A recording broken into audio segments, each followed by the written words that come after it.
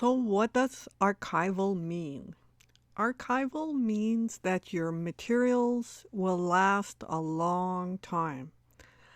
Non-archival materials, like paper, for example, that is non-archival, will yellow and get brittle and crack over time. Your paint will start losing its color. But archival means that it all these materials, if they are archival, will last a long time. So if you're just playing around, um, don't worry about having archival materials. But if you want your great great grandchildren to inherit your paintings, you need to worry about archival materials um, and use them. Non archival materials will deteriorate over time, so keep that in mind. Don't be afraid to uh, buy good quality materials. It's worth it in the end. Sometimes the price of the material is a bit much and it's quite expensive. So if you want to just test and see if you really like doing this, just go to the dollar store and uh, buy some inexpensive papers, inexpensive paint, and use those.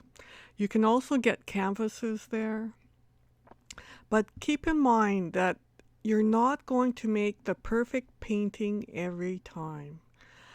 A musician practices a lot, a dancer practices a lot before the actual performance. A baseball player doesn't hit a home run every time he hits a ball. Um, and it's the same with us. As artists, we need to practice. And some of our paintings are just practice in order to create that really, really good one. And don't be afraid to practice. So if you're intent on practicing, just use inexpensive materials. Here are some ideas for your mixed media collages. I'm giving you just a small selection of the different kinds of things that you can do in mixed media collage. The painting on the left here is a painting that I won first prize for at a competition. The others are other works that I've created. Here are some more examples that have figures in them. The face that you see there I use a lot. It's my daughter's face that I put through Photoshop, and I just use it over and over. Here's a video that shows what the papers we are making will look like, and they're awesome. Just watch.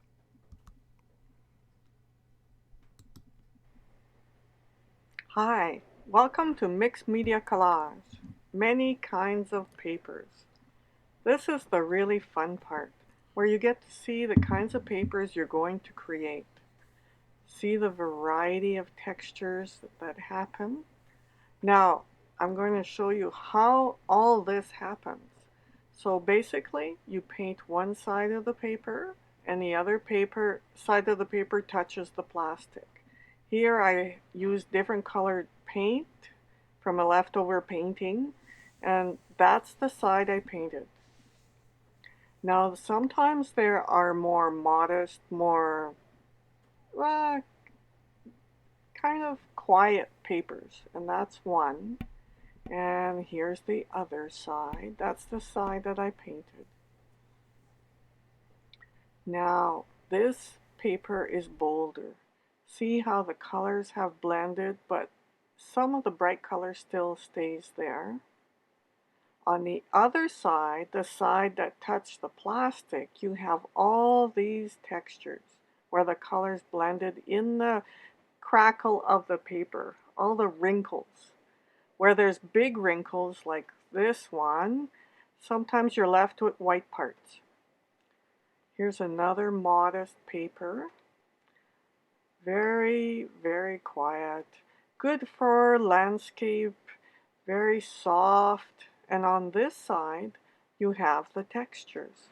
Again, two sides. One side that's very soft and muted, and another side that has bold, bright textures, like this one. See how the side I painted is a little quieter, and then on the other side it's bolder. This one's quiet on both sides, perfect for a sky. So is this one, perfect for a sky, except for that big hole in it. But sometimes holes are interesting because you can stick another paper underneath it and it makes it a more interesting uh, landscape. Here you could have probably a lake in there. So each paper is different. It's a little bit like Christmas. Every time you unfold a paper from the plastic, it's different. Now here's a suggestion. Don't fold your papers too soon or they start to stick together. That's what happened. But see how bright you can get? You can get really bold colors. No problem there. Here you have a dark, very quiet, nice for a landscape. Perfect. I like those. And you keep going. The pile is endless and you can get all kinds of papers that you would never imagine. Here I splattered paint. So on the other side I have little bits of color that changed. This side is a little quieter, more stripy like the ones we're going to make in the beginning. But look at the textures, the way the paint puddled. It's just beautiful. It's wonderful. It's an exciting paper to use, and quiet on the other side. Now, the selection is endless. Here's a bright one. Bright colors again. Bright reds, bright blues. See how I've already used parts of it. The texture is bold on both sides. That means the paint quality was a little higher, so I had lots of pigment in there. So now you've seen what these papers look like. And what we're doing next is we're going to make our own papers. So see you in the next step.